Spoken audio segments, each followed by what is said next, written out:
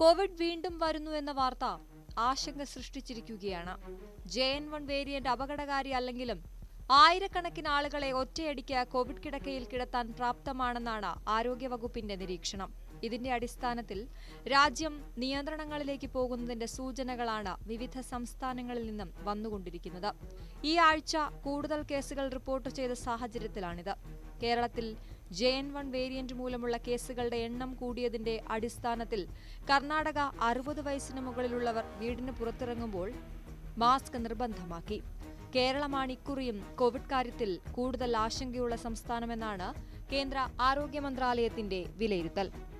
കേരളത്തിനു പുറമെ മഹാരാഷ്ട്ര, തെലങ്കാന, പുതുച്ചേരി, ഡൽഹി, ഗുജറാത്ത്, ഗോവ, പഞ്ചാബ് സംസ്ഥാനങ്ങളാണ് JN1 വേരിയന്റ് ഭീതിയിലുള്ളത്. കോവിഡ് ഇതേവിധം പെരുകുന്ന സാഹചര്യം കണക്കിലെടുത്ത് പ്രതിരോധ സംവിധാനങ്ങളും ചികിത്സാ സൗകര്യങ്ങളും വിലയിരുത്താൻ മോക്ക് ഡ്രിൽ നടത്താൻ സംസ്ഥാനങ്ങളോടും കേന്ദ്രഭരണ പ്രദേശങ്ങളോടും കേന്ദ്ര ആരോഗ്യ മന്ത്രാലയം നിർദ്ദേശിച്ചിട്ടുണ്ട്.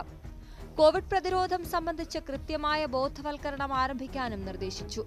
എന്തായാലും അപകടകാരിയല്ലാത്ത കോവിഡ് ആയതിനാൽ അധികം ആളുകളെ ആശുപത്രിയിലാക്കേണ്ട സാഹചര്യം വരുമെന്ന് പ്രതീക്ഷിക്കുന്നില്ല. രോഗലക്ഷണങ്ങൾ കണ്ടാൽ ഹോം ഐസൊലേഷനിൽ കഴിയാനാണ് ആരോഗ്യ വിദഗ്ധരുടെയും ആരോഗ്യ മന്ത്രാലയത്തിന്റെയും ഉപദേശം. ഇതുവരെ ക്ലസ്റ്ററുകളൊന്നും രൂപപ്പെട്ടിട്ടില്ല. അതുകൊണ്ട് സാമൂഹിക വ്യാപനം പോലുള്ള ആശങ്ക ഇപ്പോഴില്ല. അത്തരമൊരു സാഹചര്യത്തിലേക്ക് പോകാതിരിക്കണമെങ്കിൽ ജനങ്ങൾ കൃത്യമായ മുൻകരുതലുകൾ പാലിക്കുക മാത്രമാണ് പോംവഴി. കർണാടകയ്ക്ക് പിന്നാലെ മറ്റ് സംസ്ഥാനങ്ങളും കോവിഡ് മാനദണ്ഡങ്ങൾ കർക്കശമാക്കുന്നുണ്ട്. കർണാടകയിൽ 60 വയസ്സ് കഴിഞ്ഞവരെ കൂടാതെ കിഡ്നി, ഹൃദയം, കരൾ രോഗങ്ങളുള്ളവരും കോവിഡ് ലക്ഷണങ്ങളായ തലവേദന, ജലദോഷം, തുമ്മൽ, ശ്വാസകോശത്തിൽ അണുബാധ എന്നിവയുള്ളവരും മാസ്ക് ധരിക്കണം.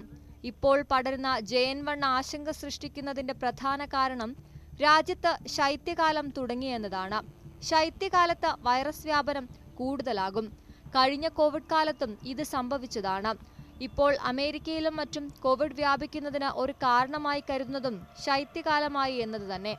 പാശ്ചാത്യ രാജ്യങ്ങളിൽ പുതുവത്സരാഘോഷം നടക്കാനിരിക്കുന്നു എന്നതും ആശങ്ക ഉയർത്തുന്ന കാര്യമാണ്. പുതുവത്സരാഘോഷം കോവിഡ് പടരുന്നതിന് പ്രധാന കാരണമായേക്കാമെന്ന് ലോകാരോഗ്യ സംഘടനയും മുന്നറിയിപ്പ് നൽകിയിട്ടുണ്ട്. കഴിഞ്ഞ നവംബറിൽ തന്നെ ലോകത്ത് JN1 വേരിയന്റ് പടർന്നു തുടങ്ങിയിരുന്നു എന്നാണ് ആരോഗ്യ വിദഗ്ധർ കരുതുന്നത്.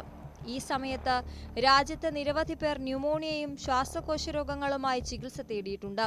കോവിഡ് പരിശോധന ഇപ്പോൾ പതിവില്ലാത്തതിനാൽ ശ്രദ്ധിക്കപ്പെടാതെ പോയതാകാമെന്നും അവരിൽ നിന്നാകാം ഇത്ര വേഗത്തിൽ JN1 വേരിയന്റ് ബാധിച്ചവരുടെ എണ്ണം ഇങ്ങനെ വർദ്ധിച്ചതെന്നുമാണ് വിലയിരുത്തൽ.